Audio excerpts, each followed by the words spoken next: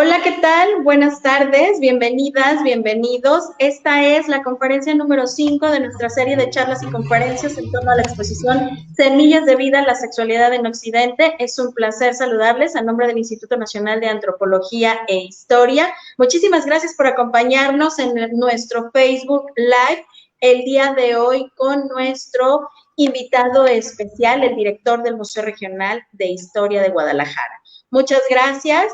Quiero leer, antes de iniciar, un breve resumen del currículum de nuestro invitado especial.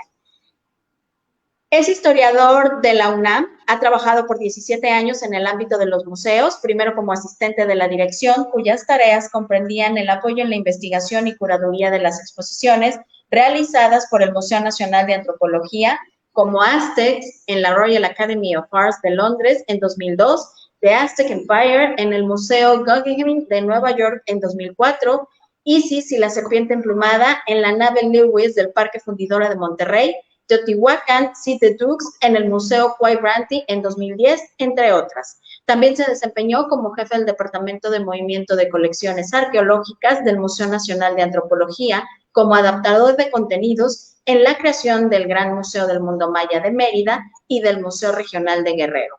Se desempeñó también 4 años como curador investigador de la Coordinación Nacional de Museos y Exposiciones por la curaduría de diversas exposiciones del INAH, la última de las cuales se exhibe en el Museo Nacional de Antropología con el nombre de Porvenir, el mundo de la pintura rupestre, en 2017. Ha publicado en coautoría y autoría numerosos artículos y ensayos de divulgación científica en materia de historia de México prehispánico, colecciones arqueológicas e iconografía mesoamericana, como Catálogo de Obra Aztecs 2002, Axis Mundi y Arte Tarasco en 2004, Palacio Nacional, el Tecpan de Montezuma en 2006, Oraciones de Piedra, Templos y Palacios de Mesoamérica en 2006, A Raíz Expuesta, Fuentes Arqueológicas, Históricas y Artísticas del Códice Rivera en 2010, Expediente de la Recapitulación de Hécat y Quetzalcóatl de Coyoacán 2015, entre otros. Actualmente, el historiador Roberto es director del Museo Regional de Guadalajara. Bienvenido, y voy a ceder antes el uso de la voz al director del Museo Regional de Historia de Colima, el arquitecto Fernando Rodríguez García. Bien, pues muchas gracias, Mirna. Muchas gracias a todos los que nos están escuchando en esta quinta conferencia que tenemos en este ciclo de conferencias en torno a la exposición, una bellísima exposición que tenemos aquí en el Museo Regional de Historia de Colima, el cual es Semillas de Vida, la Sexualidad en Occidente. En esta ocasión, pues yo quiero agradecer a nuestro buen amigo y compañero director del Museo de Guadalajara, a Roberto Velasco, el poder compartirnos esta parte en la cual él intervino, sobre todo en la parte del catálogo de esta exposición, y que, bueno, nos va a platicar precisamente, el título como tal es Origen del mítico contenido sexual en las colecciones prehispánicas de México. Comentarles que esta exposición tiene ya varios años que ha sido itinerada, inició en el 2014 en Templo Mayor y ha estado itinerando en varios estados y en varios museos. Comentarles también que ahorita tenemos 187 piezas bellísimas de diferentes museos que son prestatarios para poder armar esta hermosísima y bellísima exposición que nos habla precisamente de la cosmogonía, la dualidad del pensamiento prehispánico acerca de la sexualidad.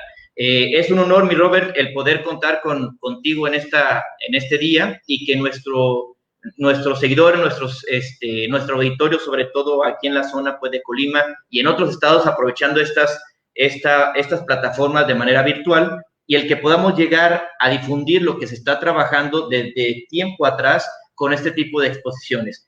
Recordarles pues que el Instituto Nacional de Antropología e Historia, uno de los principales pilares de nuestro instituto es la difusión, así como la investigación, la protección y conservación, pero también a la difusión. Por ahí nuestro director nacional, el maestro Diego Prieto, menciona pues que los museos somos como la ventana para poder difundir lo que se está trabajando y lo que cada investigador ha estado recabando durante años, y poder plasmarla en una bellísima exposición. Comentarles también que esta exposición la tenemos de manera virtual. Ustedes pueden acceder en la página del Museo de Historia de Colima, en donde pueden estar viendo de manera virtual lo que tenemos en exposición. Y una vez que abramos, esperamos sea pronto y poder estar en semáforo al menos amarillo y pasar al semáforo verde, poder bien programado y bien con un protocolo de rutina poder recibirlos en este bellísimo museo. Bien, mi Robert, te agradezco, el historiador Roberto Velasco Alonso, director del Museo Regional de Historia de Guadalajara. Te agradezco de veras el compartir con nosotros esta tarde y pues ahora sí, te cedo el uso de la voz para que nos platiques de esta exposición con este título de origen del mítico contenido sexual en las colecciones prehispánicas de México. Adelante, Robert, y muchas gracias.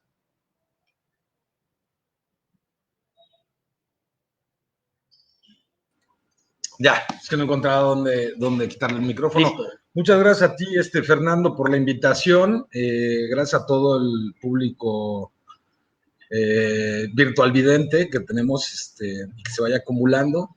El gusto es completamente mío y bueno, parte de los trabajos de difusión virtual que se están generando a partir de la pandemia, pues te felicito a ti, a tu equipo por esta iniciativa, por este ciclo de conferencias.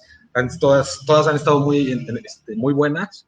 Esperemos que esta continúe con la línea en la que iban y bueno, vamos a empezar. Les comento en lo que pongo la presentación que este tema de investigación no es mío, no es un tema que yo haya investigado directamente.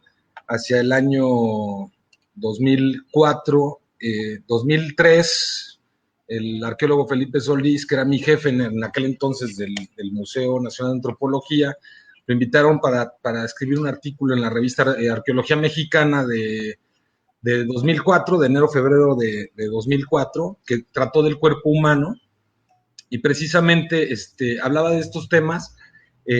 ¡Ay, Dios! Y ¿ya se está viendo la pantalla completa? Sí, listo. Ya está. Ok, perfecto. Y bueno, él platicaba estas historias de manera muy padre, ojalá me salga más o menos como a él. A mí me tocó teclear porque yo tomaba dictado de estos textos y posteriormente para la exposición del cuerpo al cosmos que se presentó en Bélgica en el foro ING, en donde participaron fueron muchos museos de la República Mexicana, en el que se trató el tema del cuerpo. También escribió un texto súper bonito del tema del cuerpo humano y bueno, yo les voy a platicar un poco estas investigaciones que él tenía sobre este tema y que vienen muy a propósito de la exposición de Semillas de Vida. Paréntesis, esta presentación es para adolescentes y adultos, desde el nombre se puede entender, y tiene escenas fuertes. Entonces sí les pido a los videovidentes que tengan criterio y bueno, pues se va a hablar de un tema para adolescentes y adultos, ¿no? Entonces, el tema de la sexualidad en el arte del México prehispánico es un tema recurrente, sobre todo entre coleccionistas, y se ha creado o se creó por mucho tiempo una idea de que estas piezas de carácter sexual abundan en el arte prehispánico mexicano y que el pudor de los curadores de los museos pues no les permite ponerlos en exhibición en las vitrinas de los museos, ¿no? Recuerdo cuando trabajaba en antropología que en muchas ocasiones llegaron investigadores, tesistas, curadores que pedían que se les diera acceso a las bodegas y que se les diera acceso a estas colecciones pues para utilizarlas en exposiciones, porque evidentemente es un tema que llama mucho la atención.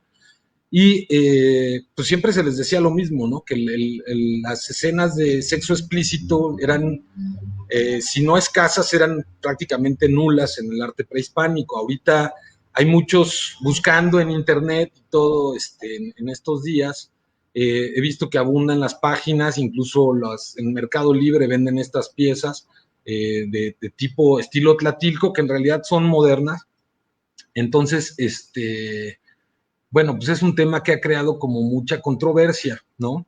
Estas piezas que estamos viendo ahorita pues son inspiradas en el arte de Tlatilco del Estado de México, que son del preclásico medio, son muy tempranas, de un periodo aldeano del mundo mesoamericano, y en el que se encontraron miles y miles de figurillas cuando se estaban trabajando para sacar barro para hacer ladrillos, ¿no?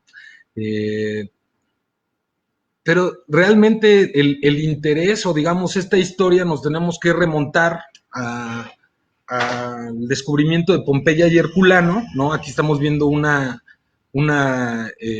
reproducción, bueno, es un cuadro simulando la erupción del Vesubio, en Pompeya y Herculano, en Italia, cuando eruptó el Vesubio, encontró a la población, la tomó por sorpresa. Entonces, prácticamente se congeló la vida de un día para otro, y arqueológicamente hablando, se han podido rescatar prácticamente una ciudad detenida en el tiempo, ¿no? Y cuando el primer conde de Revillagigedo, que era el que gobernaba estas provincias, encontró estas piezas, recibe la instrucción más bien tiene la iniciativa de crear un museo, el Museo Portici, para empezar a colocar ahí las piezas que se encontraron, se fueron encontrando en las excavaciones, ¿no? Ya sé que me estaba faltando, es que no estoy viendo la pantalla aquí. Bueno, entonces empezaron a rescatar las colecciones, este museo se empezó a volver muy famoso, se empezó a conocer el portento, la gran ostentosidad con la que vivía el Imperio Romano en sus momentos de apogeo, y pues así se fueron llenando una enorme cantidad de colecciones que actualmente se exhiben en el Museo Arqueológico Nacional de Nápoles.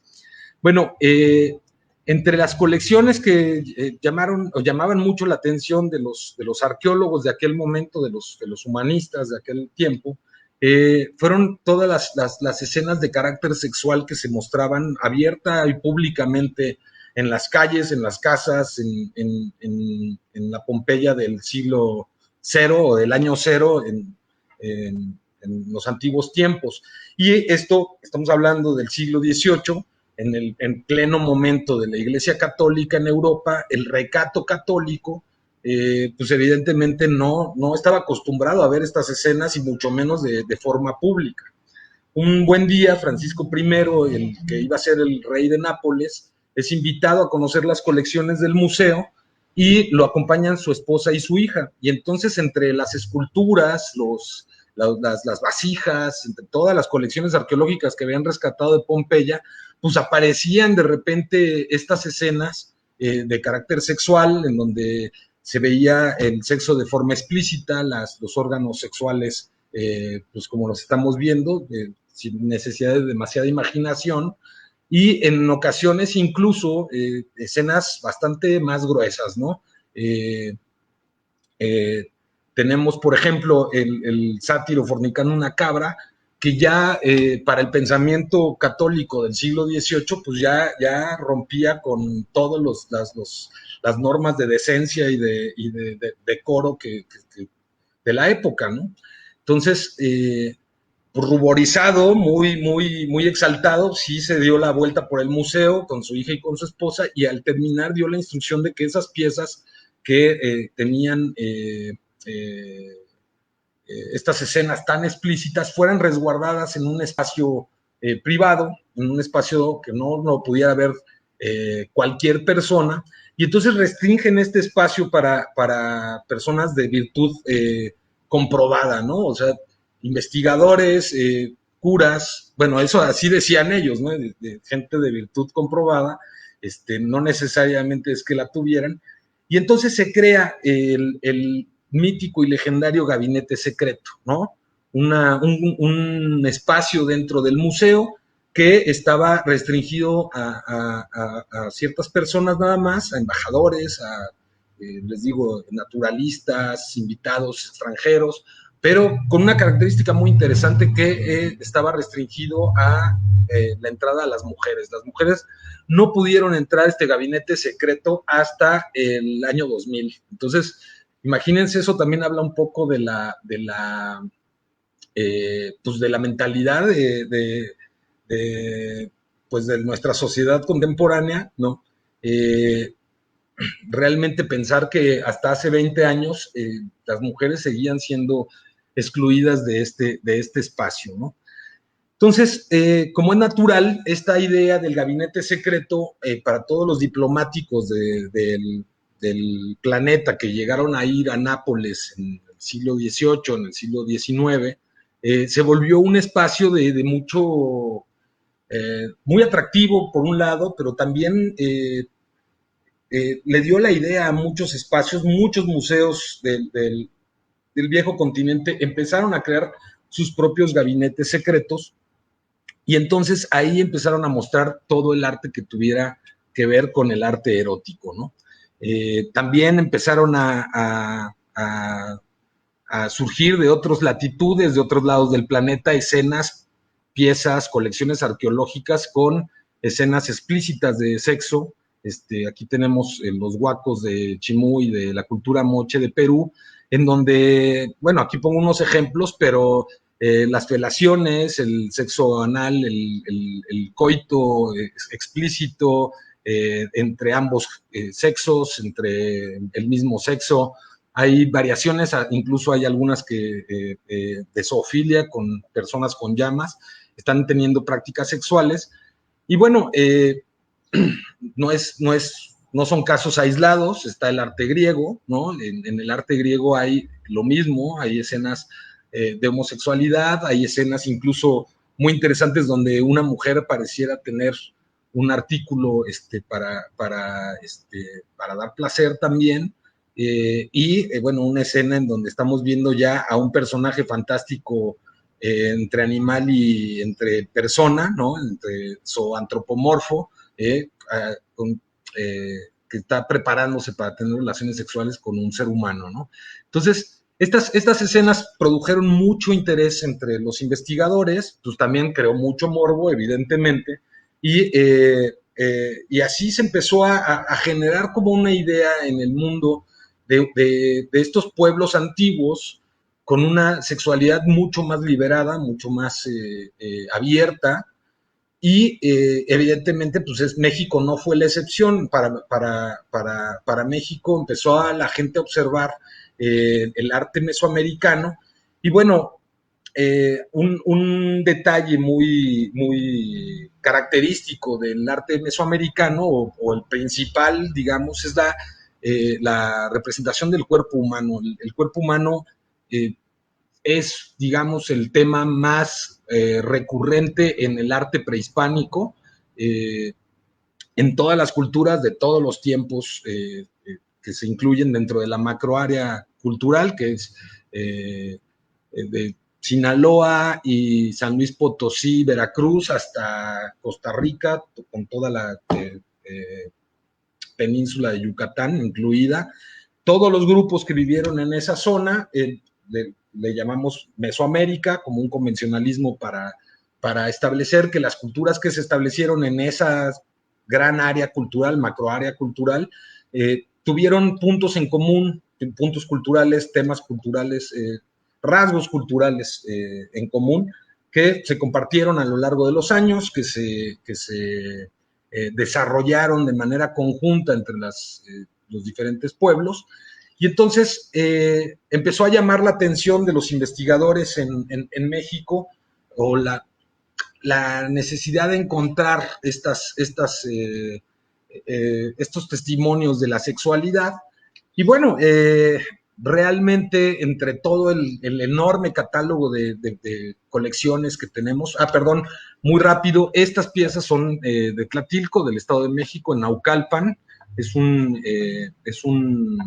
pequeño museo que incluso hace poco lo remodelaron y ya tiene ahí poquito, ahí a un lado del municipio de Naucalpan, tiene una señalización del Museo Tlatilca, al lado del periférico. pues son estas figurillas que ahorita están tan de moda y tan les digo que se venden hasta en Mercado Libre, y hay estudios incluso de la sexualidad de los tlatilcas, que en realidad, pues bueno, arqueológicamente hablando, no se han encontrado estas escenas, ¿no? Normalmente vemos a las piezas, normalmente de manera individual, sí mostrando el cuerpo desnudo y haciendo mucho énfasis sobre todo en los peinados, ¿no? Hay algunos que tienen, sobre todo las masculinas, tienen pantalón o se cubren la zona genital con alguna ropa, con un mashclat o a veces como con unos pequeños shorts, y las mujeres sí con el cuerpo completamente desnudo, haciendo mucho énfasis en las caderas, ¿no? Estas piezas son del preclásico medio, les digo, del periodo aldeano. Pero la representación del cuerpo humano, vestido, desvestido, es una generalidad en el mundo mesoamericano.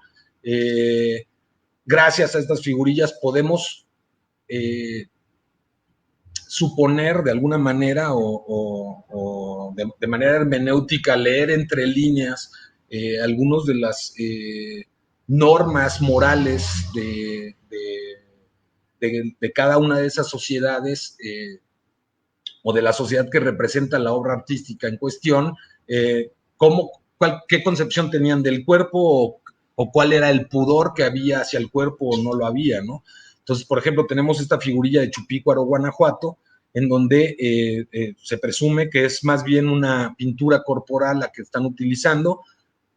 Pensemos ahorita en el body paint, en estos videos de chicas que de repente salen a la calle completamente desnudas, pero con el cuerpo pintado, y que incluso en ocasiones no es tan notorio, ¿no? Bueno, pues algo así ocurrió en el occidente y en el septentrión de Mesoamérica en el periodo preclásico, y lo podemos ver en varias figurillas. Sin embargo, en otras sociedades, por ejemplo, en esta figurilla tipo Jaina del mundo maya, vemos, pues se está tapando el cuerpo casi completamente, pero hay una noción del cuerpo, hay una noción de cierta sensualidad incluso de la figura femenina, en donde a pesar de tener la vestimenta, pues están haciendo énfasis en los elementos anatómicos que le dan, pues que nos permiten saber que es una mujer, ¿no? Y bueno, está el arte huasteco, que en la actualidad es reconocido como la cultura mesoamericana, digamos, con la mayor apertura hacia la sexualidad, no solo por el arte que hemos encontrado de los huastecos, sobre todo por ciertas noticias de las crónicas del siglo XVI que nos hablaban de esta noción de los huastecos hacia el cuerpo humano y su sexualidad, ¿no? El adolescente huasteco de Tamuín de San Luis Potosí es podríamos decir que es una de las grandes obras maestras del arte prehispánico. Es fantástica porque además nos muestra el uso de maquillaje corporal o incluso de tatuajes, ¿no? Es más probable incluso que hayan sido tatuajes o escarificaciones para decorar prácticamente todo el cuerpo, y que serían la envidia de cualquier persona del siglo XX que les encanta tener todo el cuerpo tatuado. Bueno, los diseños utilizados para esta figura son increíbles, ¿no? Bueno, en el estudio de los materiales arqueológicos de Mesoamérica, de todas las regiones, de todos los tiempos, del preclásico, clásico, clásico tardío, posclásico, les decía yo que la figura humana es quizá el elemento más representado, y llama la atención de que las prácticas sexuales no representan, creo que ni el 3% de bueno, realmente no habría ni siquiera un número, sería un 0.0003, 0.0002% de los materiales que se han encontrado, ¿no? Entonces, normalmente sí encontramos ciertas sociedades que no tienen ningún resquemor de mostrar el cuerpo humano al desnudo, lo vemos en la parte del occidente de México, en Guanajuato. En el mundo zapoteco vemos a las mujeres perfectamente ataviadas, tapándose el cuerpo entero. En la costa de Veracruz hay digamos que está balanceada la cantidad de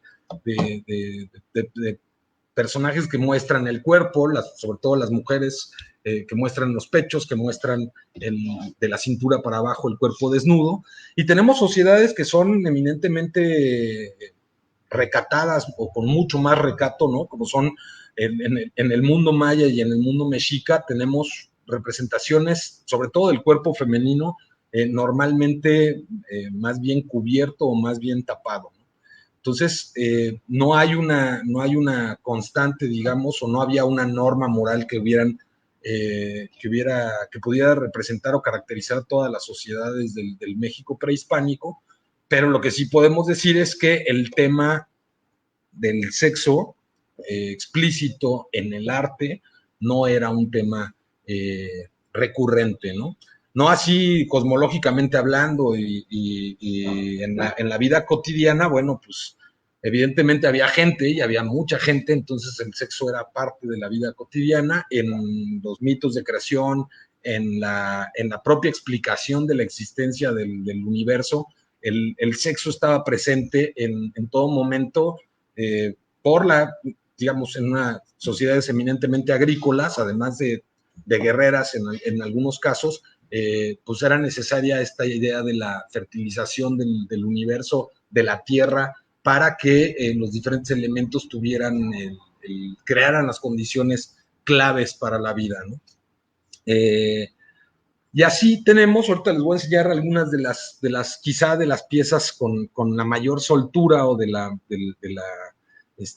con las proporciones anatómicas más cercanas al cuerpo humano. Pues tenemos ciertas piezas como esta, como el adolescente de Cumpich.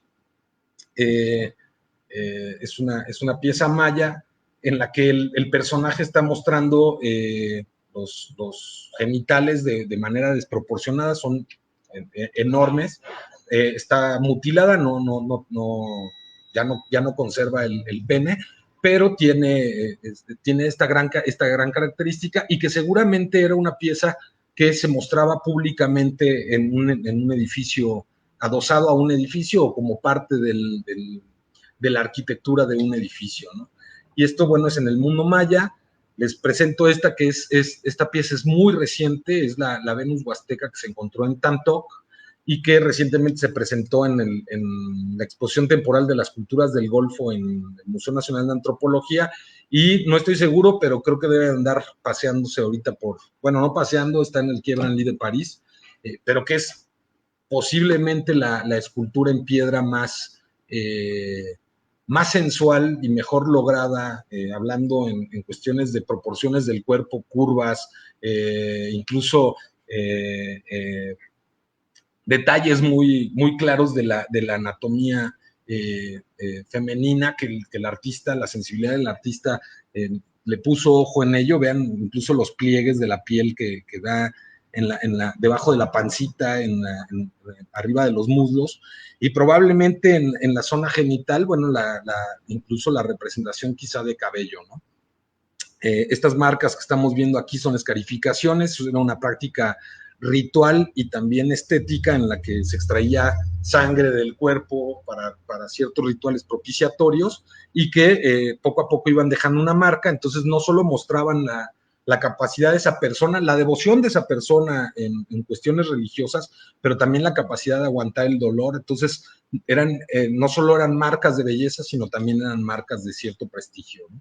En el occidente de México se tienen quizá las figurillas con las expresiones más humanas de todo el arte mesoamericano, ya no hablando de proporciones, sino de actitudes, y donde también el cuerpo se mostró sin ningún resquemor, ¿no? Tenemos estas piezas de Tequililla Nayarit, que ahí les pido una disculpa, pero al momento de escanear las imágenes se me cortaron en la fotocopiadora y ya no hubo tiempo de sacarlas completas. Así es que, bueno, y es que aparte el formato del libro es muy complejo ponerlo en el aparato, entonces van a aparecer ahí unas piezas semicortadas. Es un poco, pues ya fue error desde el principio, ¿no? Pero bueno, vemos a estos personajes mostrando el cuerpo con algún maquillaje corporal en algunas regiones del cuerpo, en el rostro, pero el sexo, el pene, la vagina, abiertamente mostrada al público. Bueno, eso también ya se habló en otras pláticas, pero además una característica que es de alguna manera diferente del centro de México, del occidente de México con respecto al resto de Mesoamérica, es la interacción entre personajes. En el arte tridimensional de Mesoamérica no es común o no es tan común la interacción entre personajes. No es que no sea común, más bien porcentualmente es mucho más baja que las representaciones individuales. En estas piezas del occidente de México vemos a parejas de personajes sosteniéndose, abrazándose, cargando a un niño, a un perrito, que llaman mucho la atención, porque les digo, no son tan comunes en el resto del arte de Mesoamérica, porcentualmente hablando. Entonces, de alguna manera, cuando, retomando el tema de los gabinetes secretos, cuando en el Museo Nacional, el personal del Museo Nacional reciben la noticia de que en Yagualica, en Hidalgo, en la región de la Huasteca, que hoy conocemos como Huejutla, todavía existe un culto a un falo, pues se dan la tarea de conseguirlo, cosa que debe haber sido muy gruesa porque es una escultura prehispánica que se conservaba y que hasta en 1904 se le rendía culto entre los pobladores huastecos de la región.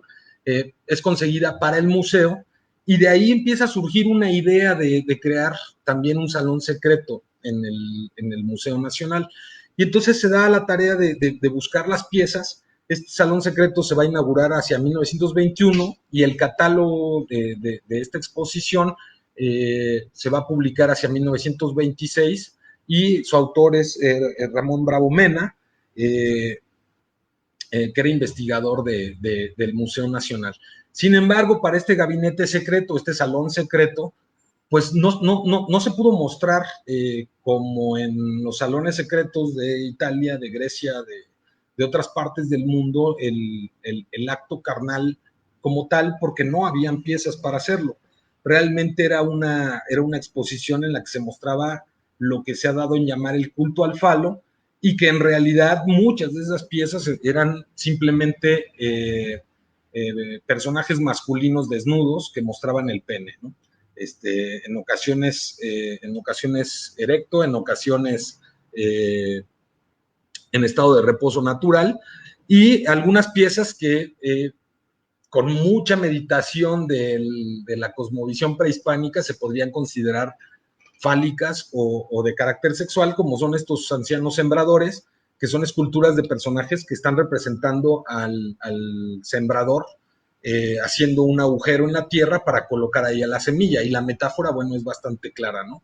Entonces, hay comentarios, existen muchos comentarios sobre ese famoso salón secreto, que de alguna manera era decepcionante, pero hay una característica del arte antiguo en todo el mundo, en el que la realidad, digamos, siempre es superada por la ficción, y pues de alguna manera trascienden el imaginario mexicano y en el imaginario mundial, que en realidad, para quienes no experimentaron esta exposición del Salón Secreto, y que además no duró mucho tiempo, se le podría considerar incluso como alguna de las exposiciones temporales de aquella época, pues que este salón secreto donde estaban estas piezas de carácter erótico habían sido escondidas por los curadores, ¿no?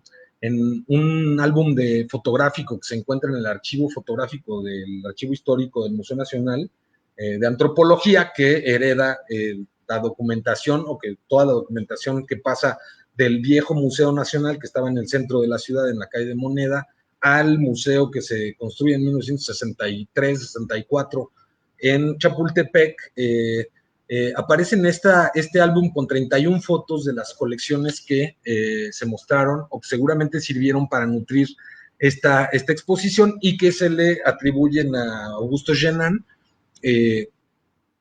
en la que vemos lo que le estaba diciendo. En realidad, pues era una sala en donde predominantemente se veían desnudos masculinos, ¿no? En algunos casos, como en el adolescente que incluso perteneció a Augusto Genan y a quien se le atribuye la toma de estas fotografías por la caligrafía de la portada del álbum, vemos a este personaje con el pene que no lo tiene, o no necesariamente se cree que lo traiga erecto, sino que más bien era la forma de colocarlo debajo del mashlat, este paño de caderas que servía para tapar el sexo masculino, y que era la forma de colocarlo para enredarlo, y que de esa manera, bueno, eso lo decía Felipe Solís y lo dicen algunos de Noemí Quesada, algunos de los investigadores sobre el tema de la sexualidad, que de alguna manera servía para mantener la potencia del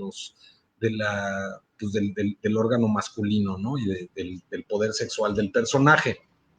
Es curioso porque en Pompeya también uno de los souvenirs que se venden en Pompeya, o que más se venden, es precisamente un pequeño falo de aquellos tiempos de bronce, claro, hecho en la actualidad, que los personajes romanos se lo colocaban en el pene, se amarraban o se ponían el calzón, y servía para mantener esta fuerza masculina, esta fertilidad masculina. Recordemos que en aquellos tiempos la importancia de la descendencia y de tener muchos hijos estaba muy presente en las diferentes sociedades, y más por los temas de la necesaria mano de obra por un lado, y por el otro para poder tener descendencia en las clases más altas, ¿no?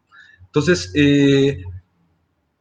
con estas piezas que fueron arribando al Museo Nacional desde su creación, pero sobre todo a finales del siglo XIX y de principios del XX, empieza a surgir esta idea del salón secreto, pero la máxima pues fue con el falo de Yagualica, que es lo que les decía. Aquí es una foto del informe de la fiesta que se estaba realizando alrededor del falo masculino, una ceremonia que se llevó a cabo hasta 1920 y que quizá fue el culto fálico vivo más tardío que se dio en América, hasta momentos, lo que podríamos decir, y cuya pieza fue a parar al Museo Nacional, y ahora se presenta en la sala de las culturas de la costa del Golfo, en el Museo Nacional de Antropología, pero que sí fue una de las piezas que por muchos años estuvo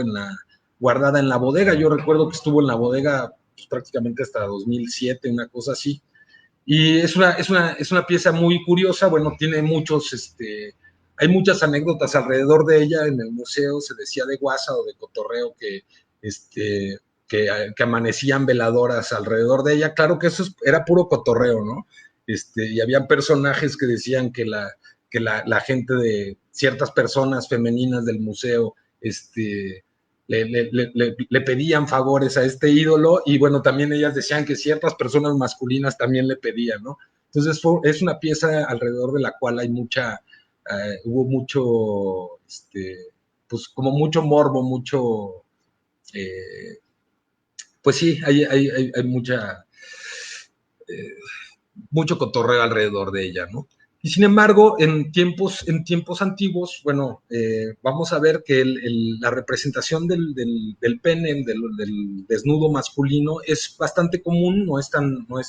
No producía el resquemor ni las ruborizaciones que produciría en nuestros días, bueno, hasta hace un tiempo, porque ahorita ya estamos viviendo prácticamente una liberación en prácticamente todo, ¿no? Y lo vemos también, por ejemplo, el personaje que tiene claramente una desproporción o un gran énfasis en el miembro masculino de Sayil en Yucatán, ¿no?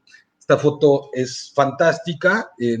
Recuerdo cuando Felipe dio esta conferencia en algún momento, me acuerdo que él tenía esta misma foto con que es un conjunto de penes en piedra, vean que algunos, se me olvidó decir una cosa muy rápida, vean el detalle del falo de Yagualica, son estas marcas a la altura del prepucio, que en cierto momento se dijo que era un prepucio, más bien que era un pene circuncidado. En realidad son las mismas escarificaciones de las que les mencionaba, que en ciertos ritos el personaje en cuestión perforaba partes del cuerpo, sobre todo partes muy dolorosas, los muslos, las orejas, y entre ellas el pene, ¿no? Y entonces estas cicatrices que dejan esas heridas que continuamente se realizaban, bueno, pues le dan esta forma, pero que en el mundo huasteco, pero sobre todo en el mundo maya, van a ser representadas muy comúnmente. Vean, aquí digo, se alcanza a ver un poco cómo hay una perforación. Hay muchos penes en Uxmal donde se les realizó esta como especie de perforación y que probablemente llevaban algún tipo de aditamento o algún colgante, ¿no? Y es muy interesante porque estas piezas miden entre 50 y 75 centímetros de alto, lo que les da una altura muy propicia para usarlas de banquillo. Y bueno, hay un pequeño letrero de no sentarse que en el pensamiento actual, bueno, se presta a cualquier cantidad de dobles sentidos, ¿no? Bueno, se me hizo un dato chistoso.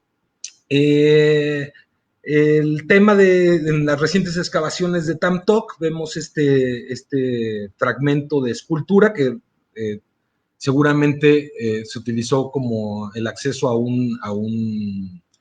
una construcción en donde estamos viendo la idea de esta sexualidad libre que tenían los huastecos. Les comentaba hace rato que en las crónicas del siglo XVI existía una de las explicaciones de la caída de Tula, nos menciona Sahagún, que se debe es por culpa del Togüeño. El Togüeño es un huasteco foráneo que llega un buen día a Tula, llega completamente desnudo y era muy reconocible que tenía un miembro muy grande. Entonces la hija del rey de Tula lo ve, le llama la atención y pues se enamora por completo, ¿no? Cae completamente enamorada del Togüeño y entonces pues se empieza a poner mal, le dice a su papá que quiere al Togüeño, el papá sabe que su hija tiene que estar, está comprometida a alguno de los grandes señores de Tula para hacer una continuidad dinástica y sin embargo ella cae en el mal, dice Sahagún que tiene calenturas, que se empieza a sentir mal, que los médicos no la pueden curar, entonces que ya cuando ya está a punto de morir, pues su padre cede al tema y la casa con el Togüeño, entonces ella, feliz de la vida, se queda con el Togüeño, pero entonces empieza una lucha intestina al interior de Tula que da por resultado la caída de los toltecas, ¿no?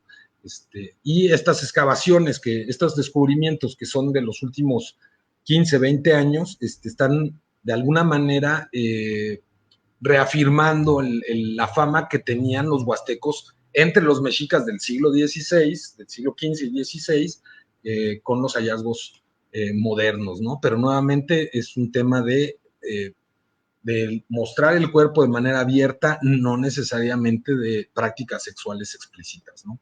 En este pectoral, que también es huasteco, que es interesantísimo porque está mostrando el momento de la creación del ser humano de la quinta edad, donde Quetzalcóatl y Cihuacóatl han recibido los huesos preciosos que Xolotl ha tomado del inframundo. Aquí vemos el mundo, el Tolan, que no necesariamente es Tula, sino que es una ciudad, está flotando en las aguas universales contenidas en una vasija y el perro está pasando por debajo de la vasija, lleva los huesos preciosos ante Cihuacóatl, que es el personaje que tenemos aquí al lado, ella los muele y con la sangre del pene de Quetzalcóatl se crea una masa con la que se modela la quinta humanidad.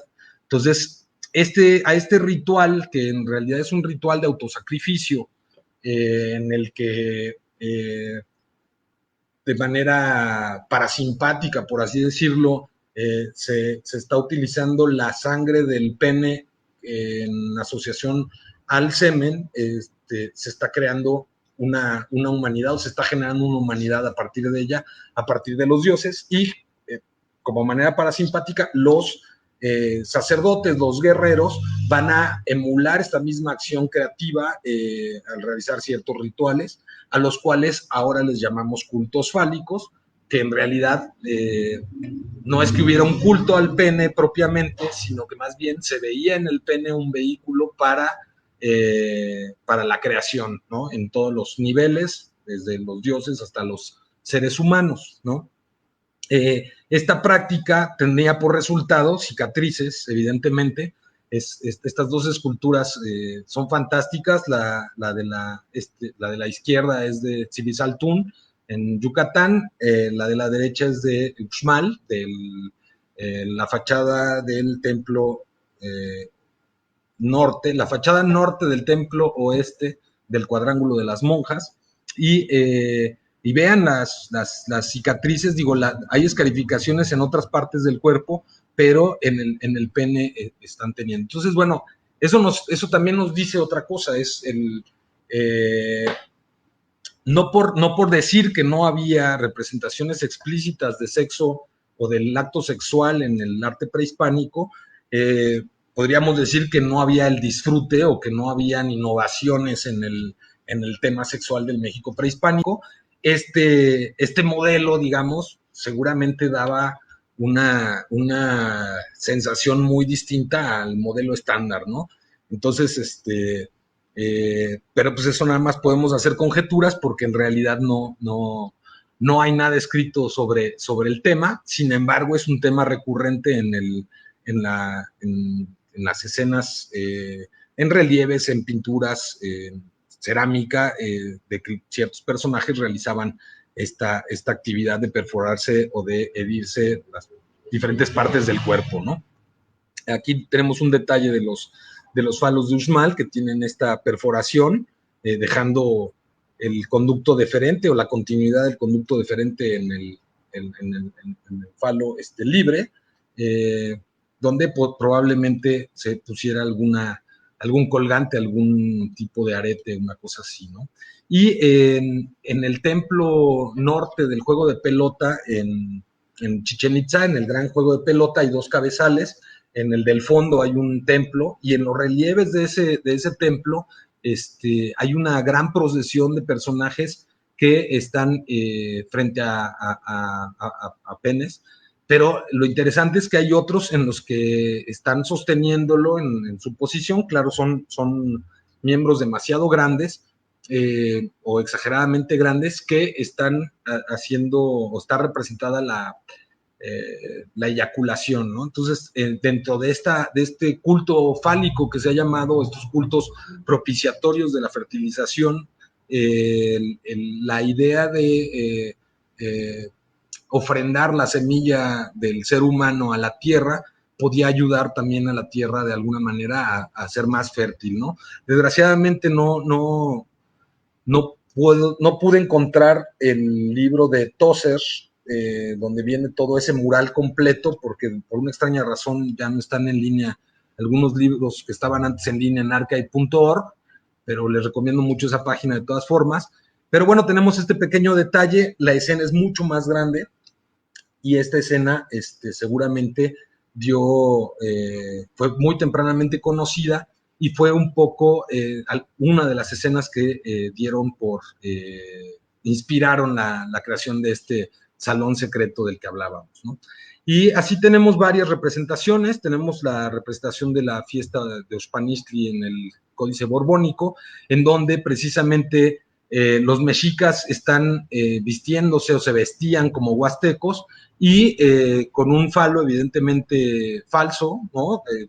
Las fuentes incluso dicen que estaba hecho de papel, realizaban una danza, ¿no? Entonces, sí existió esta protagonización, este protagonismo, digamos, del miembro masculino en las ceremonias de fertilidad, pero, pues bueno, un poco hasta ahí, ¿no? Así que por eso es importante dentro de en el marco de la exposición de Semillas de Vida, tener este tipo de discusiones. Lo decíamos un poco, lo hemos dicho varias veces, el tema de la discusión sigue. Hay muchas piezas, sobre todo las piezas que tienen el tema de la sexualidad muy, digamos que tienen el acto propiamente representado, pues requieren de varios estudios para saber si son piezas antiguas o si son piezas modernas o si son anomalías. Digo, porque aquí, por ejemplo, estamos viendo otra representación de este mismo culto. Ahí Claude Baudés es una investigadora más del mundo maya, tiene la idea de que este personaje en realidad está representando a un cautivo por tener la cuerda en el brazo. Hay otra teoría de que el personaje está realizando una masturbación ritual y que incluso está apoyando el brazo derecho en la parte trasera del cuerpo, o bien esta idea de sumisión de la que hablaba Claude Baudés, ¿no? Entonces, creo que esta exposición es muy interesante porque permite reabrir el debate a muchos de estos temas y sobre todo a reflexionar que más allá de las representaciones, que son evidentemente muy masculinas, en su gran mayoría son muy masculinas, porque no tenemos el caso, por ejemplo, de mostrar mujeres con los pechos excesivamente grandes, por ejemplo, con una vulva excesivamente grande, ¿no? Pero sí tenemos esta idea que a lo mejor hasta persiste en nuestros tiempos de los personajes masculinos con el miembro desproporcionado, ¿no? Entonces, un poco, si es que las piezas, o sea, las pocas piezas que hay en donde se muestra el acto sexual de manera explícita, pues bueno, tenemos 2 o 3 presentadas en la exposición de Semillas de Vida, requieren un estudio, nuevamente lo digo, pero eso la vuelve una exposición muy atractiva, ¿no? Además de que, bueno, el tema de las figurillas es delicioso, o sea, el tratamiento del cuerpo que se puede mostrar en la exposición es fantástico, ¿no? Hay estas 2 escenas, son las 2 del occidente de México, de alguna manera son también muy atípicas en cuanto a sus rasgos, no por eso podemos decir que son falsas, les digo, se me hace complicado pensar que en ningún momento hubo alguien que se saliera de la norma y que hiciera ciertas representaciones que no se adecuaran a las tradiciones técnicas y estilísticas de los talleres artesanales que por siglos habían creado un mismo tipo de figurilla. Sin embargo, estas anomalías de las que estamos hablando, pues no es que aparezcan tan comúnmente, ¿no? Y esta pieza que en un principio, cuando la conocí, se me hizo una copia pues muy flagrante, digamos, de la representación gráfica del acto sexual en el mundo posclásico, esta propiamente del mundo mexica, del Códice Mendoza, en el que se está hablando de los adúlteros y de su castigo. Aquí se ven que los adúlteros eran castigados siendo apedreados en las plazas públicas. Bueno, aquí se está mostrando gráficamente pues, cuál es el acto del adulterio y que es tener relaciones sexuales, y vean el pudor mexica del posclásico generaba la necesidad de mostrar estas escenas con los personajes debajo de una manta. Bueno, así lo vemos en esta figurilla de esta pareja del tipo Tecos, que puede ser de Colima o de Jalisco, que es mucho más temprana. Veamos la diferencia, o sea, son casi 2000 años de diferencia entre una y otra, pero de tiempos recientes para acá hemos estado detectando dentro de la arqueología del occidente de México, que cabe destacar que no es mi especialidad ni mi fuerte, muchas ideas que han tenido una gran continuidad y que tienen continuidad hasta el mundo maya, claro, representadas en los diferentes estilos, ¿no? Entonces, pues la discusión está abierta con esta exposición y la necesidad de crear mucho más pruebas de las piezas, y desgraciadamente un tema se me fue decirlo al principio, es que esta necesidad o esta búsqueda de los coleccionistas por tener piezas sexuales también creó pues digamos, todos los moneros, la gente que se dedicaba a conseguir piezas y venderlas de manera ilegal a los compradores, a los coleccionistas, pues no solo destruyeron todos los contextos arqueológicos con los que podríamos explicarnos este occidente de México de mejor forma, porque ese es el gran reto que tiene la región occidente en cuanto a arqueología, en cuanto a interpretación, la falta de contextos o la poca existencia de contextos arqueológicos no violados, no violentados, es que pues la gente les empezó a pedir mucho estas piezas y entonces al no encontrarlas, pues también empezó a haber muchas falsificaciones. Entonces también es muy complejo para los museos, al encontrar estas piezas a ser tan anómalas, el mostrarlas públicamente, ¿no? Y sin embargo, en las colecciones privadas sí hay muchas piezas, quizá por ahí hay algunas buenas, yo diría que la mayoría son malas, y es un punto de reflexión interesante las consecuencias, digamos, que tiene el coleccionismo ilícito de piezas arqueológicas, porque pues, no nos permiten hablar contundentemente de ciertos temas o de muchos temas en áreas como el occidente de México. Bueno, como es un tema que da para mucho, lo vamos a dejar por aquí y para que podamos continuar con las preguntas del público. Muchas gracias a todos por su atención y a ti, Fernando, por invitarme.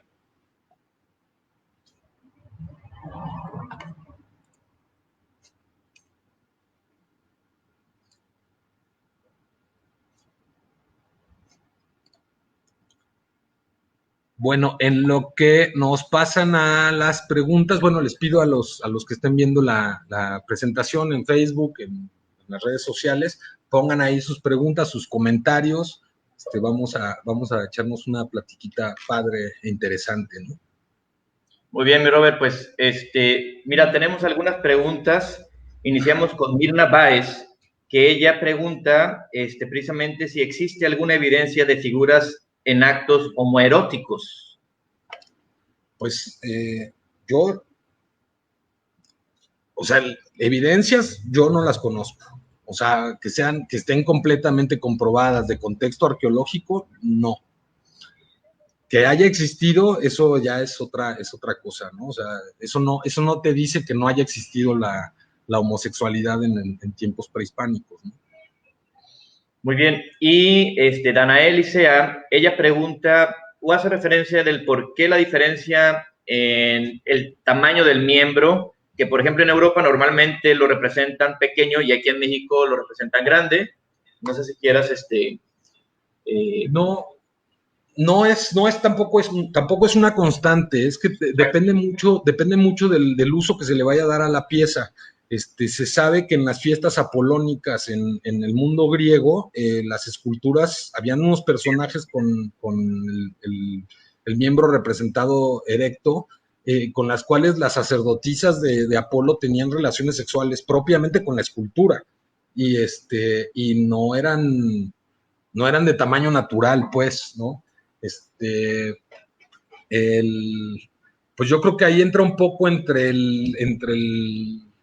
el ego masculino, que sabemos que no hay necesidad de explicarlo, aquí en China es lo más normal del mundo, y por el otro lado, bueno, de la contraparte femenina, el tema de esta anomalía también viene a ser algo, no, digo una anomalía pues, pero un miembro muy grande también puede tener cierta más curiosidad, ¿no? Entonces yo creo que por eso las representaciones tan grandes sí tienen que ver un poco más con eso, ¿no? Muy bien. Y Robert, por ejemplo, a mí sí me gustaría que abundáramos un poquito en esta parte. Nosotros tenemos aquí en la exposición, en uno de los núcleos temáticos de Semillas de Vida, este elemento de lítica, de piedra, en el cual, pues, está representando el que se está de alguna manera inseminando la tierra para que sea fértil. Entonces, pues se tienen varios elementos de lítica, sobre todo, que hemos encontrado incluso en el occidente, el cual, bueno, pues nos dan esta idea de poder como inseminar a la tierra para que sea fértil. Esa es una, que pudieras abundar un poquito más en ese aspecto.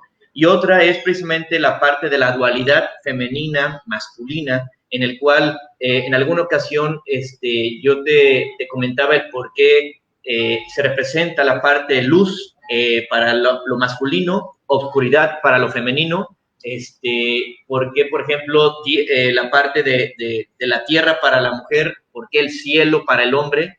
Entonces, hay ciertos términos, el cual ahorita en nuestra actualidad no se entenderían como tal se entendían, ¿no? O sea, no estamos hablando de mujer y hombre, sino femenino y masculino. Hay incluso piezas que tenemos en la exposición donde son piezas de animales, zoomorfas, en la cual representan lo masculino y lo femenino en una simbología totalmente dentro de la cosmogonía prehispánica que se tenía, ¿no? Entonces, que pudieras abundar en estos dos aspectos un poquito, porque creo que es interesante que nuestro auditorio pueda escuchar de tu parte esta explicación, y vuelvo a reiterar la invitación para que puedan recorrer virtualmente esta exposición, porque es una exposición bellísima.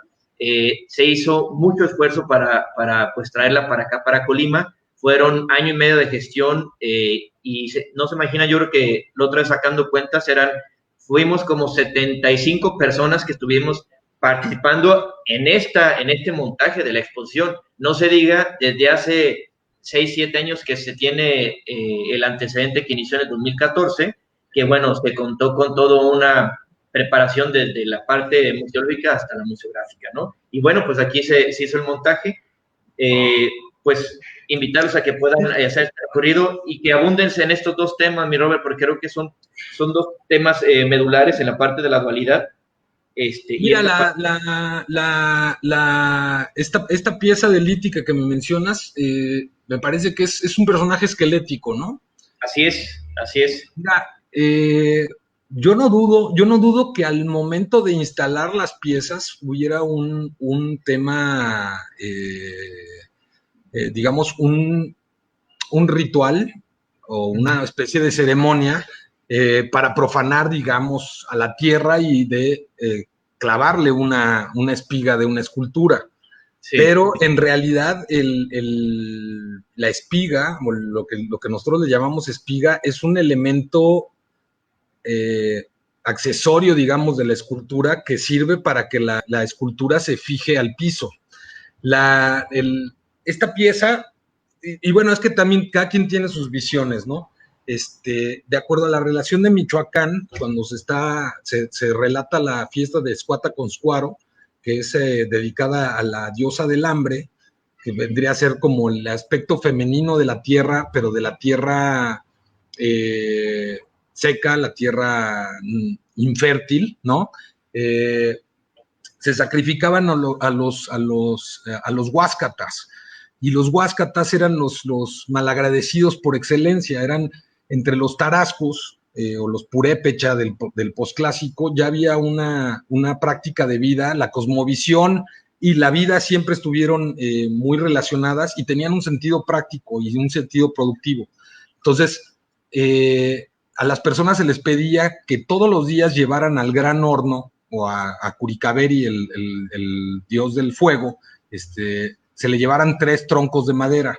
Esto es porque todo el tiempo tenían que estar prendidos los hornos y era una sociedad que producía mucho cobre y esto requiere mucha temperatura, ¿no? Entonces a los personajes que se les descubría que no entregaban los 3 troncos diariamente por 3 ocasiones, los llevaban a una cárcel, a una jaula hecha de palos, los guardaban ahí, los dejaban pasar hambres hasta que los huesos se les marcaran en el cuerpo, y después en la ceremonia de la diosa del hambre en Escuata-Conscuaro, los ponían en hilera, amarrados de la espalda, y con una masa, que es una piedra adosada a un palo, les explotaban la cabeza, ¿no? Entonces, desde mi punto de vista, esas esculturas en realidad representan a los huáscatas, y seguramente se creaba, eran insignias para delimitar el espacio donde iba a ocurrir este sacrificio, ¿no? Sí, evidentemente, en el momento de hacer la perforación para poner la escultura en el piso, seguramente había algún ritual para decirle a la tierra, te vamos a penetrar, ¿no? Pero no es que la pieza sea fálica por excelencia. Lo que sí se nota es que se le nota el pene a la escultura, y es una escultura que está relacionada con cultos de fertilidad. Y entonces ahí entramos al tema de, bueno, ¿por qué la muerte está relacionada de esta manera con la vida? En esta macroárea cultural que hablábamos, que es Mesoamérica, y también de eso habló Daniel, Daniel Cancino, el curador de la exposición, en la plática anterior.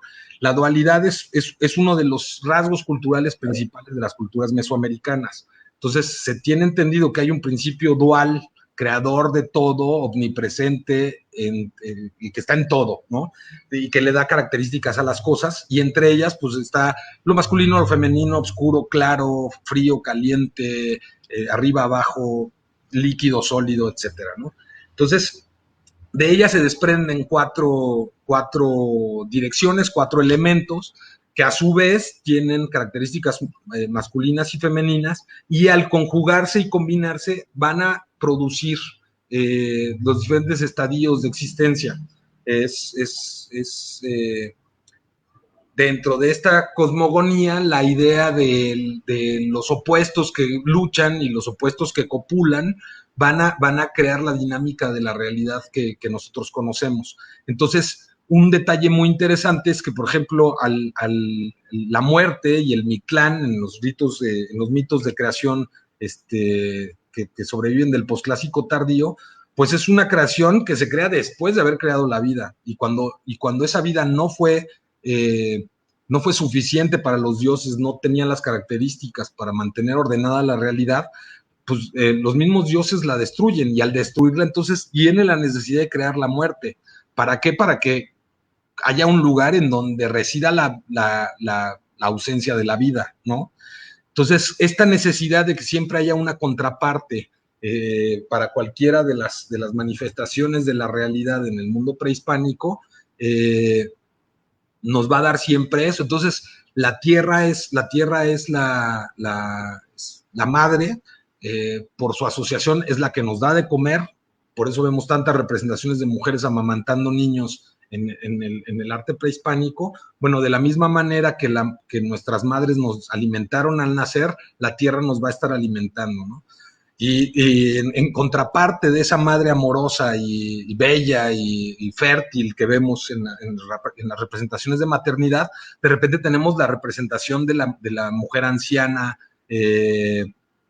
acabada, que se representa con esta tierra infértil, la tierra que no da alimentos, la tierra que se traga los cuerpos de los seres cuando mueren, ¿no? Entonces, pues claro que este modelo de cosmovisión pues está representado o tiene su base en el modelo de existencia en el que vivimos, ¿no? Quizás si hubieran 4 géneros de personas que tuvieran aparatos reproductores intercambiables o diferentes, pues esta modalidad sería distinta, o si hubieran 3 o si hubieran 5, pero la realidad es que hay 2 y hay día y noche. Entonces, es una forma esta cosmovisión en realidad no es un invento, es una explicación de por qué la realidad es como es, ¿no? Y pues tú eres papá, un día tu hija te va a preguntar algo y se lo vas a tener que explicar con lo que ves, ¿no? Y creo yo que estas explicaciones pues tratan de alguna manera de ser sencillas o ser muy visibles en algunos aspectos, y ya después se van complejizando a temas súper complejos, ¿no? Muy bien. Mira, Robert, voy a permitirme por ahí leer algunos comentarios y que nos han estado viendo. Por ahí, Blanca Puig, por ahí nos está felicitando. Josefina Bautista, una investigadora de Lina también, la saludamos. José. Está escuchándonos. Roque Ortega, saludos también para Roberto y para Josefina. América Valencia, que también por ahí nos está escribiendo. Selene RJ, excelente información, muy clara, te felicitan. Eva Ayala, felicidades al historiador Roberto Velasco y al Museo Regional de Colima. Víctor Mendoza, saluda a Cometa Fugaz, que me imagino lo conoces también. Y por ahí hay una pregunta de, no viene su nombre, pero sí una abreviación, Shulo. Buenas noches, ¿se encuentra en representaciones un tercer género? ¿Cuáles roles de género se pueden interpretar a partir de las escenas representadas? Y hace referencia con trabajadores o trabajadoras sexuales. Ya, bueno, son 3 preguntas. La de encontrar roles de género de manera clara no las hay, ¿no? La sociedad mexica, por ejemplo, era tan machista que los sacerdotes que representaban a diosas eran masculinos y se vestían de mujer. En parte, por ejemplo, la matanza del Templo Mayor ocurrió, digamos, por esta paranoia que tenía Pedro de Alvarado cuando lo dejan a cargo de las tropas en Tenochtitlan, y cuando empiezan a ver que se están vistiendo de mujeres con los amancali, que son eran unos grandes trajes que significan casas de papel, que parecen templos, pero que además están relacionados con el símbolo casa, que está asociado al oeste y que está contrapuesto al símbolo caña. El símbolo caña es un símbolo fálico y el símbolo casa es un símbolo vaginal, por así decirlo, ¿no? Entonces, pues estos personajes estaban invirtiendo su rol de género para esa fiesta en particular. No quiere decir que hayan intercambiado sus preferencias sexuales. De manera arqueológica yo no conozco, tampoco te puedo decir tajantemente que no las haya. Pero sí sabemos, por ejemplo, está el caso de los mushes en Oaxaca, que es este tercer rol que sí está asignado, culturalmente aceptado y que tiene una tradición muy antigua. Búsquenlo por ahí, mushes es con X, muxes, ¿no?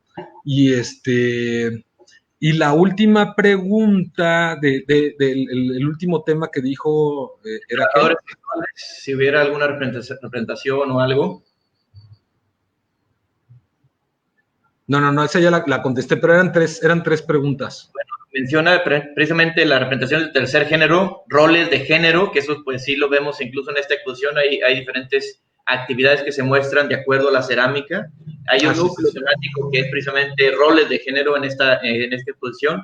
Invitamos también a esta persona, el que pueda recorrer de manera virtual esta exposición. Y en nuestra primera conferencia de este ciclo estuvo la doctora Yesenia Peña hablándonos precisamente sobre pues todas estas variaciones sexuales que existen, pero desde la época viéndolo el enfoque antropológico. Entonces, esto de los mushes que mencionas, ella los comenta en su ponencia. También los invitamos, están grabadas, están ahí mismo en la página del Museo de Historia de Colima, que pueden encontrar estas 5 conferencias con la de Robert La Quinta, en la cual, bueno, pues vemos diferentes temáticas y la directriz es precisamente la sexualidad en Occidente. Pues mi Robert, no sé si quieras comentar algo más al respecto de tu presentación o de la misma exposición. Es un tema que la verdad es que es muy complejo, es un tema muy interesante, muy nutrido. Una invitación de veras a esta exposición ahorita de manera virtual, la tenemos, esperemos en poco tiempo poder abrir al público nuestro museo. Creo que en Jalisco, allá en tu área, en tu estado, van a regresar al rojo, creo yo, en estos días. Esperemos que podamos seguir con ese acercamiento de manera virtual al menos. Y bueno, esta exposición aquí la tenemos, está montada. En cuanto tengamos la reapertura oficial, les haremos saber para que puedan asistir y ver estas piezas, porque está muy padre verlas de manera virtual, pero el verlas físicamente es otra cosa. Ahorita yo recordaba esta pieza que es la pieza ícono que aparece en nuestra exposición, ¿te acuerdas? En donde está este personaje femenino y en la vestimenta, en su vestuario, está descubierta en la parte superior, mostrando sus pechos, pero tiene una forma de un triángulo con una división que da hacia el universo, y la parte de la del vestido, tuvimos que ponerle un espejo para que se denotara que ahí está este universo plasmado en la parte de la falda, que era más o menos lo que comentabas un poquito, el poder, el cómo ellos representaban esta parte del universo con esta interacción de lo femenino y lo masculino. Pues ahora sí, mi Robert, si quieres agregar algo más. Nada más, el tema de, reitero, ¿no? El tema de que no se haya representado no nos dice que no haya existido, ¿no? Dentro de las crónicas del siglo XVI, sobre todo más bien los misioneros, en las relaciones que se hacen en diferentes puntos, los misioneros hablan mucho de que los indígenas de Mesoamérica eran, o de América eran sodomitas, ¿no? Por ejemplo. Y hacen mucho énfasis en ello y que ellos fueron ahí a quitarles esas prácticas, ¿no? Entonces, aquí en México el machismo también nos dice, no es cierto, aquí eso lo dijeron los españoles para denostar a los pueblos mesoamericanos. Sin embargo, si nosotros nos ponemos a estudiar las diferentes culturas del mundo, pues en realidad a las culturas que les crea mayor resquemor el tema sexual son a las culturas de la tradición judeocristiana, ¿no? Pero los romanos, los vikingos, a todos los que ellos llamaron apóstatas, ¿no? Se me fue la palabra, no son herejes, son paganos, a todos los grupos paganos, o a muchos de los grupos paganos, la sexualidad no estaba tan reprimida como lo estaba en el mundo católico. Y el hecho de que no se haga públicamente o de que en algún momento tú encuentres a alguien, pues no significa que todo el mundo lo haga. O sea, el tema de la zoofilia, por ejemplo, que es un tabú tremendo, pues no es algo, ahora con las redes sociales y eso, pues cada vez más aparecen este tipo de videos, por ejemplo, pues de gente en ranchos, en lugares alejados, donde al no tener tantos ojos encima, ocurren muchas cosas, ¿no?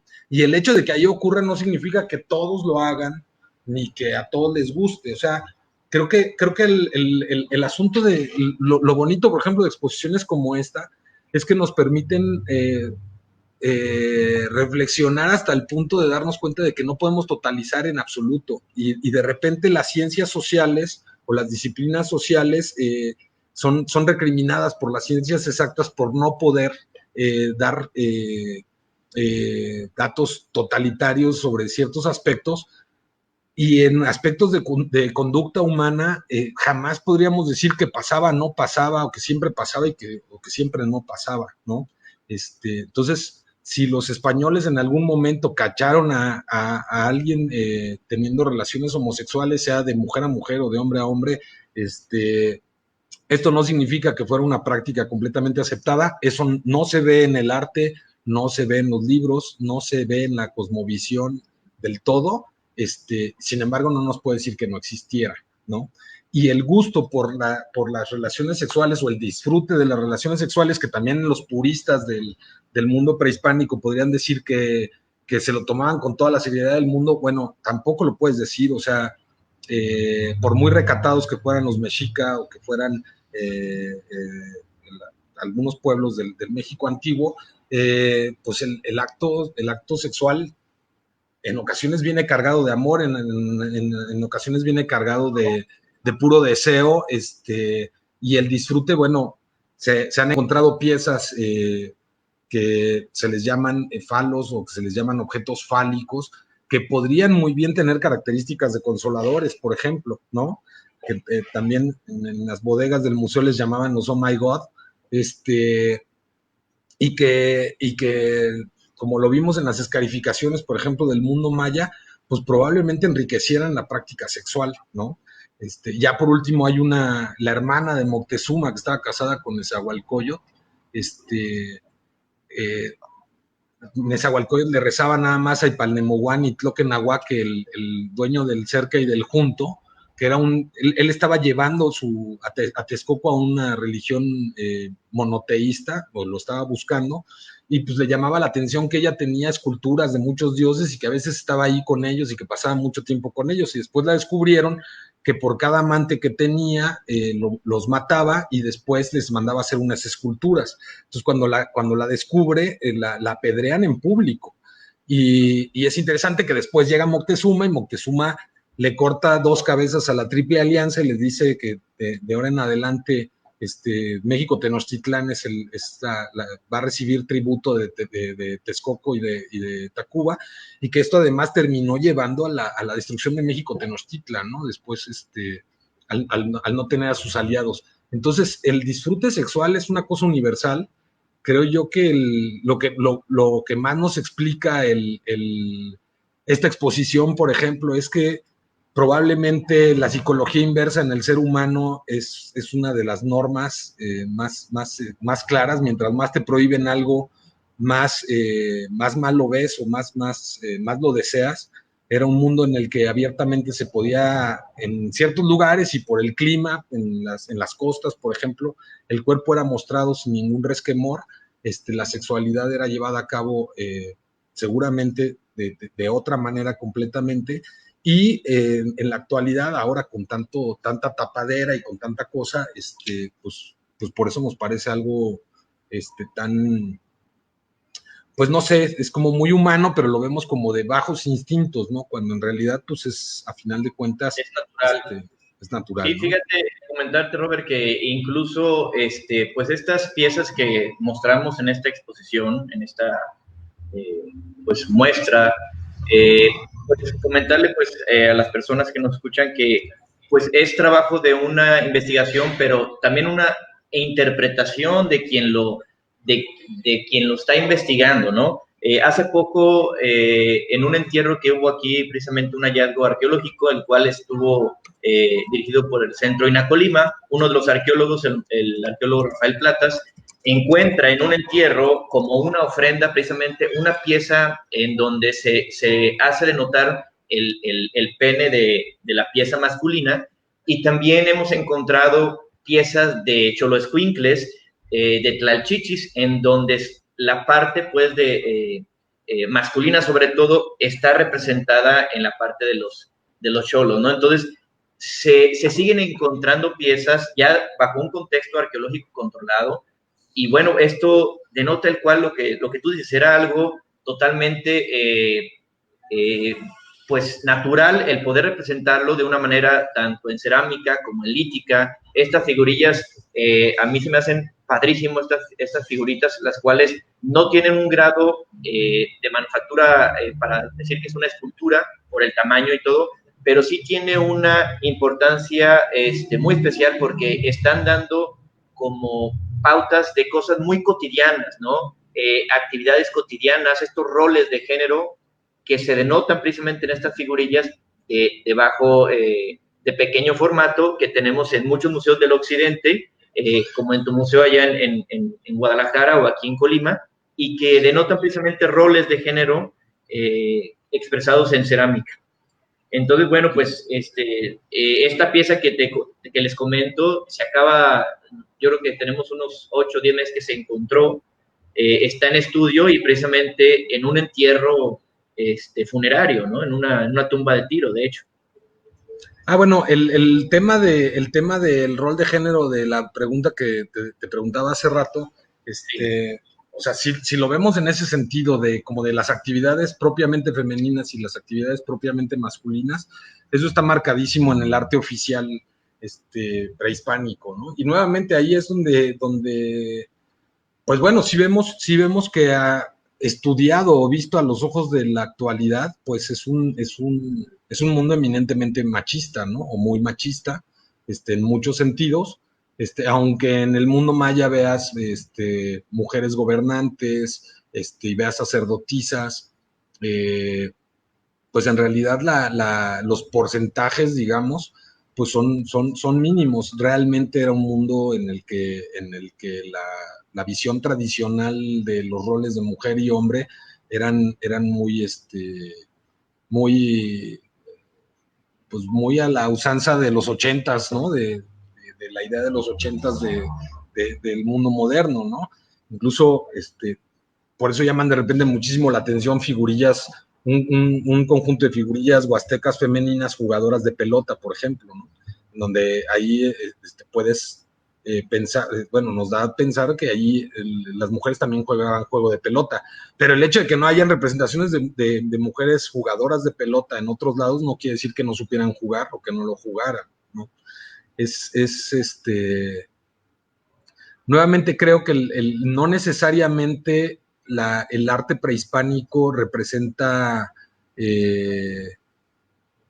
necesariamente la realidad total como era, sino más bien aspiraciones de una realidad idealizada u oficial, pero debe haber habido márgenes muy amplios hacia un lado y hacia el otro en las que la realidad se podía salir de esa normatividad, dependiendo de la proximidad que había a las grandes urbes o a los centros de control, la cantidad de población que estaba en un mismo lugar en un mismo momento o compartiendo una misma habitación. Seguramente eso modificaba mucho la convivencia, ¿no? Y seguramente los roles en un momento dado, en un año 1 conejo, por ejemplo, cuando hubo muchísima hambre, no creo que por eso entonces las mujeres dejaran de guerrear cuando hubo escasez de guerreros, o que los hombres no hayan ido a trabajar la tierra junto con las mujeres porque hacía falta mano de obra. O sea, también ahí en ese momento quizá el arte no se va a volcar a representar eso que está pasando. ¿Por qué? Porque está fuera de la norma o de los deseos de la sociedad en turno, pero de que ocurrieron, ¿no? Simplemente no quedaron registrados, ¿no? Muy bien, mi Robert. Nada más comentar algunos de lo que están escribiendo aquí las personas. Pam Garcés, excelente conferencia, te felicita. Eva Ayala, que es la directora del Museo del Carmen en México. Hola, ella está haciendo favor de retransmitir desde el Museo del Carmen. Otra vez, Chulo pregunta, ya especificó bien la pregunta, ¿existían las y los trabajadores sexuales? Y sí, cierto, esa es la pregunta, claro. Gracias, Roberto, por tu charla, muy amena y didáctica. Entonces, si quieres, con esta última pregunta que hace esta persona, cerramos ahorita la parte de la conferencia. Mira, igual no es fácil encontrar una pieza y decir, esta figurilla representa una trabajadora sexual, pero sí, nuevamente, si nos trasladamos al siglo XVI, Sagún nos habla de las aguanime, me parece que se llamaban, y que eran mujeres de la vida galante, que se dedicaban a vender el cuerpo, ¿no? Y habla incluso de que eran mujeres que estaban muy frescas, muy bañadas, que se pintaban, se decoraban con pintura corporal los muslos y partes del cuerpo como para atraer las miradas de las personas, y evidentemente pues de eso vivían, de eso vivían, ¿no? Incluso algunos clichés del mundo moderno los podemos ver desde entonces. Ahí se dice que ellas masticaban chicle, que el chicle es lo que nosotros le llamamos ahora chicle, pero en aquellos tiempos en realidad era una resina o una... El chicle ya existía, pero el chicle como tal no es el chicle de goma del sureste mexicano. El chicle era una resina que se masticaba y que te dejaba un sabor de boca distinto, y probablemente hasta para limpiarte la boca, o para que no tuvieras el sabor de otros labios, ¿no? En la boca. Entonces, y está representada en el Códice Florentino. Sí existieron. Me parece que se llaman aguanime. También tengo Tetzahuit en la cabeza, pero Tetzahuit no. Tetzahuit son unos espantos. Creo que son aguanime, las aguanime. Órale. Bueno, mi Robert, pues la verdad que agradecerte muchísimo el poder compartirnos esta conferencia en este ciclo que tenemos en torno pues a la Exposición Nacional Semillas de Vida, la sexualidad en Occidente, y comentarles que bueno, vamos a continuar el próximo mes con otra conferencia también hacer el anuncio que vamos en noviembre a abrir el tema de paleontología en Occidente, en donde vamos a hablar diferentes temáticas, una por mes, y abriremos este tema.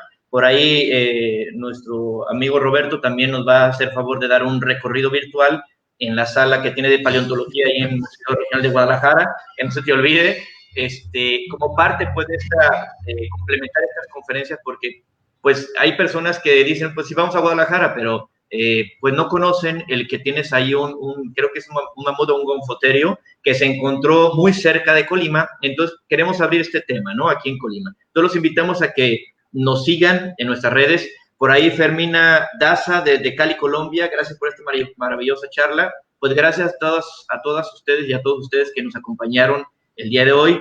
Agradecer al historiador Roberto Velasco, que pues nos acompañó en esta conferencia. Y bueno, agradecerle también a la licenciada Mirna Bonos, que estuvo con nosotros apoyándonos en esta transmisión, al Centro INA Colima, que es nuestra institución aquí en el estado, a la Secretaría de Cultura a nivel federal, a nuestro Instituto Nacional de Antropología e Historia, el poder tener este acercamiento y difundir mediante conferencias, charlas, conversatorios, pero seguir en contacto con todas las personas y difundir lo que se está haciendo de nuestro patrimonio. Gracias, Robert. Nos vemos entonces en otra ocasión. Pues agradecerte de veras. Muchas gracias a ti, y sí, con gusto ahí el Museo Regional de Guadalajara va a tener presencia en el tema de paleontología que me dices. Ahí tenemos un biólogo y un arqueólogo especializado en paleontología. Déjame platico con ellos y ya te digo quién da la plática, porque ese sí ya es un tema que conozco muy de refilón. Te agradezco muchísimo por el espacio, y a la gente que nos haya visto completo, también les agradezco su tiempo y su interés. Orlando Aguirre, por ahí te manda saludos. Vámonos, el Orlando, muy bien, saludos. Pues muchas gracias a todas, muchas gracias a todos el que nos hayan acompañado. Los esperamos en el próximo mes con otra charla acerca de la sexualidad de Occidente, en torno a esta exposición que tenemos bellísima aquí en el museo. Muchas gracias, a nombre del Museo Regional de Historia de Colima, les agradecemos habernos acompañado. Hasta luego.